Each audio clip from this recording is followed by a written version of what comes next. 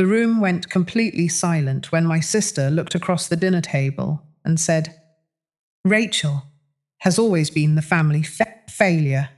Nobody laughed. Not even the people who had spent years pretending my sister's jokes were harmless. I looked down at my plate. There was a piece of roasted chicken sitting untouched beside a spoonful of mashed potatoes. I remember noticing that because I needed something ordinary to focus on. Anything was better than looking at the faces around that table. My mother stared at her glass. My brother suddenly became very interested in his phone. And my sister's husband, Daniel, slowly put his fork down. Then my sister smiled.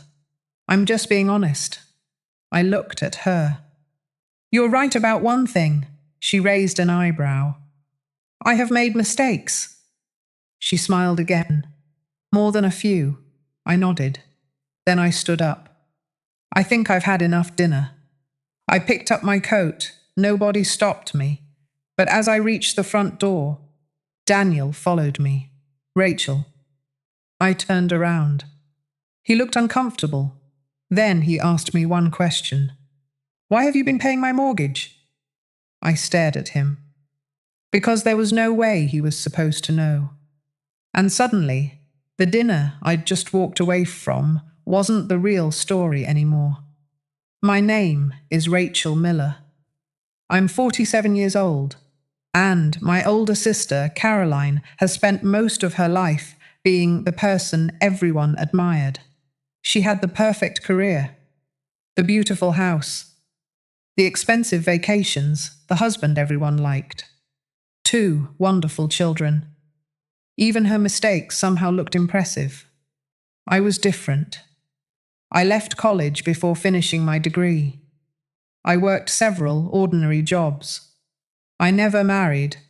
I lived in a small apartment, and for years I helped take care of our mother. To Caroline, that meant I had never really done anything with my life. She wasn't entirely wrong. I had made choices that hadn't worked out, but she never knew the whole story.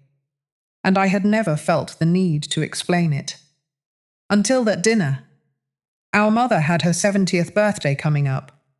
Caroline decided to organize a family dinner at her house. She wanted everything to look perfect. The flowers were professionally arranged. There were candles on the table. The food came from an expensive restaurant. Even the place cards had gold lettering. I arrived early because Mom needed help getting there. Caroline opened the door. She looked at my clothes, then at my old handbag. "You could have dressed up a little." "I came straight from work," she sighed. "Of course you did." I ignored it. Mom smiled when she saw me. That was enough. I helped her sit down. For the first hour, everything was fine. We talked about childhood, the grandchildren, old family photographs. Then Caroline started talking about her new house renovation.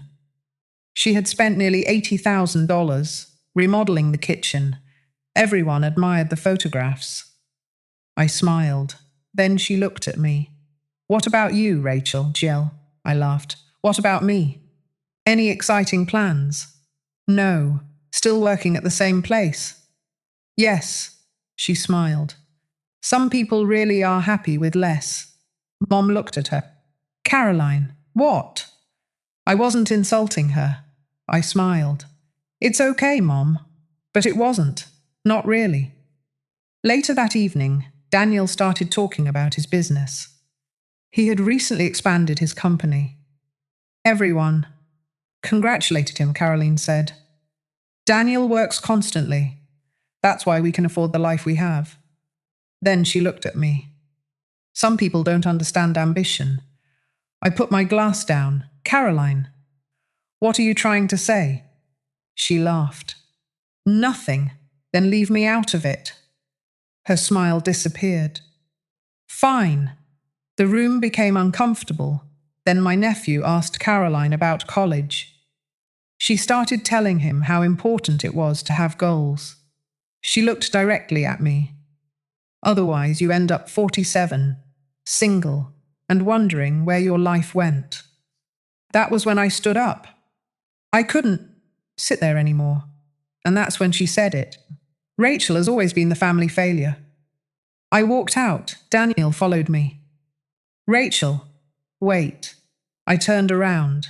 He looked genuinely confused. Why have you been paying my mortgage? I didn't answer. Rachel, how did you find out? He shook his head. I didn't. What? I found a bank statement. My stomach tightened. What bank statement? It was in the office. I looked away. He stepped closer. It had your name on it, I whispered. You shouldn't have seen that. Why are you paying our mortgage? I looked at the house behind him, Carolyn's house. The house everyone thought Daniel and Caroline had purchased themselves. Because your mortgage was about to be cancelled. He stared at me. What? I took a breath. 3 years ago, Daniel, you lost a major contract. He looked stunned. How do you know that? Because Caroline called me. She called you? Yes. What did she say? I looked down. She said she didn't want you to know how serious things had become. 3 years earlier, Caroline had called me late at night. She was crying. I'd never heard my sister cry before. She told me Daniel's company was struggling. They had missed several payments. The bank had threatened foreclosure on their house.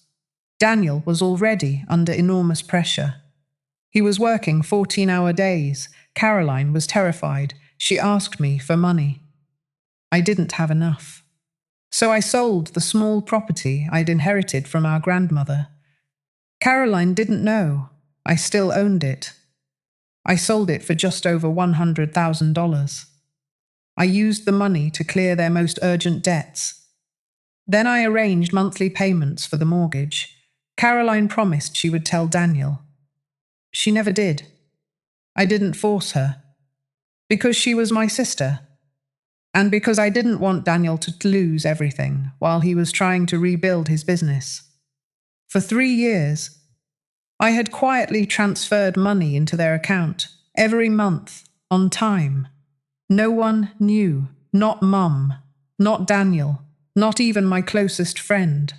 I thought that was the end of it. Until that dinner, Daniel stared at me. You've been doing this for three years? Yes. How much? I shook my head. It doesn't matter. It matters to me. You don't owe me anything. He looked angry now. Why didn't you tell me? Because Caroline asked me not to. His face changed. Caroline knew. Yes, she knew. I nodded.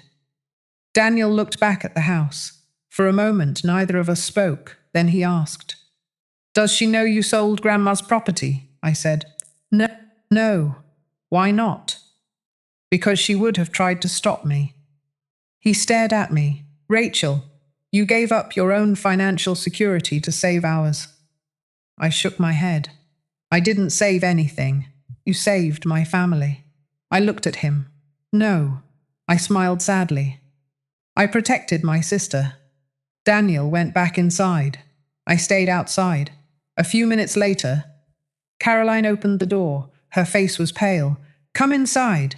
I didn't move. Why? Daniel told me. I nodded. I figured he would. She walked toward me. You weren't supposed to tell him. I didn't. She stopped. I didn't tell him because I wanted praise.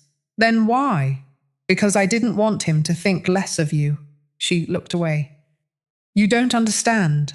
Then explain it. She was silent. Finally, she said, I was scared. So was I. You always had Mom. I looked at her. What?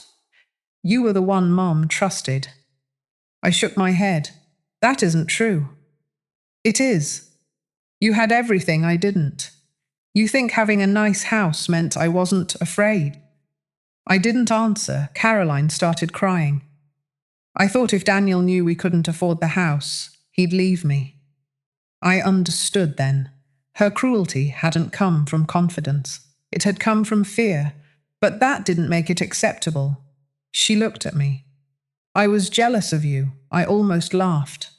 Of me? Yes. Why? Because you didn't need anyone's approval. I stared at her. That wasn't how I had seen myself. I had spent years thinking Caroline was stronger. She thought I was stronger. Neither of us had understood the other. Then Daniel came outside. He was holding something, a folder. I found. These he handed them to Caroline. She opened it. Inside were copies of the mortgage statements, every payment, every transfer, every month.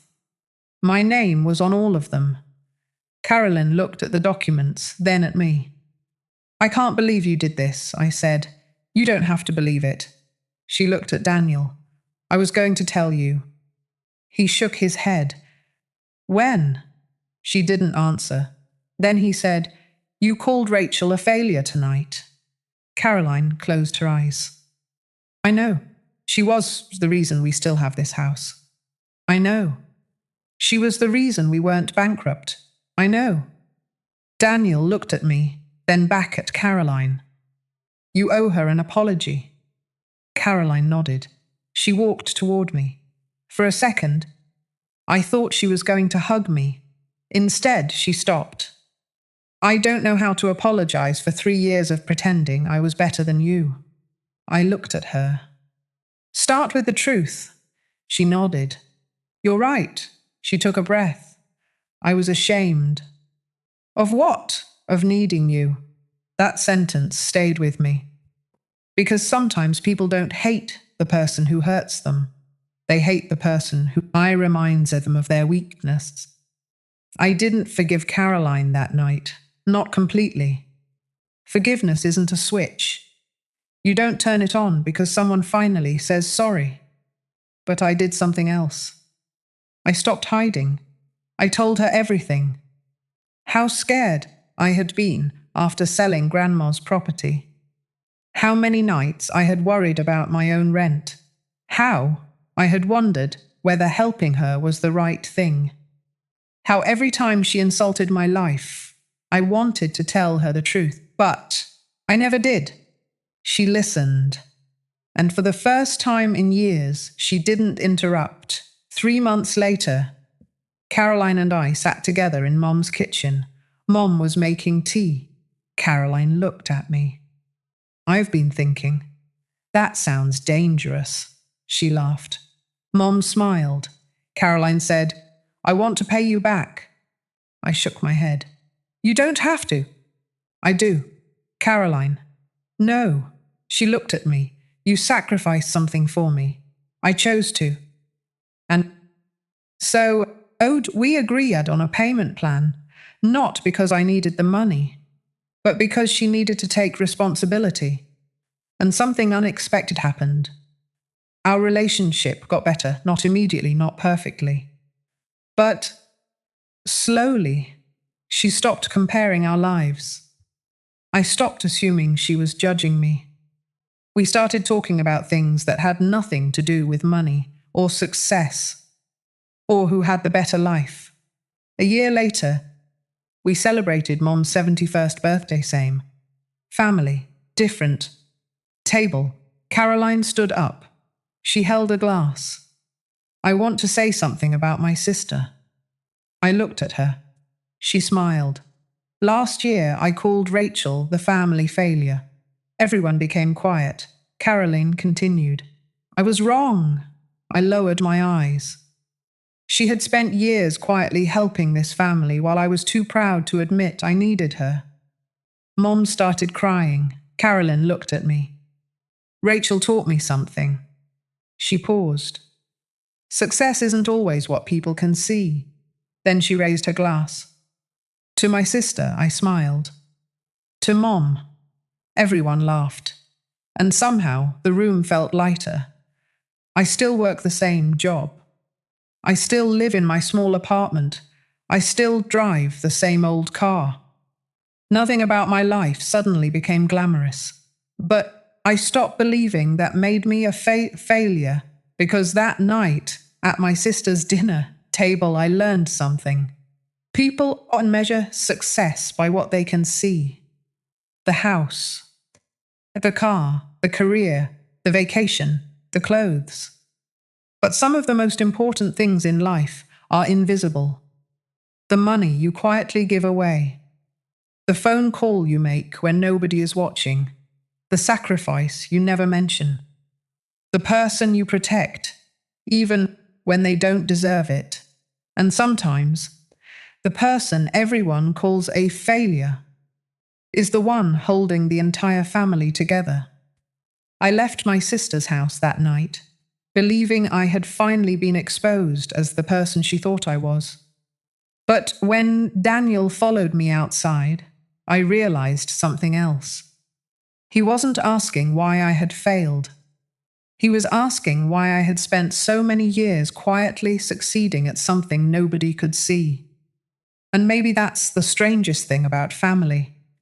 Sometimes the people who know you best are the people who understand you the least, until one day they finally see what you've been carrying all along.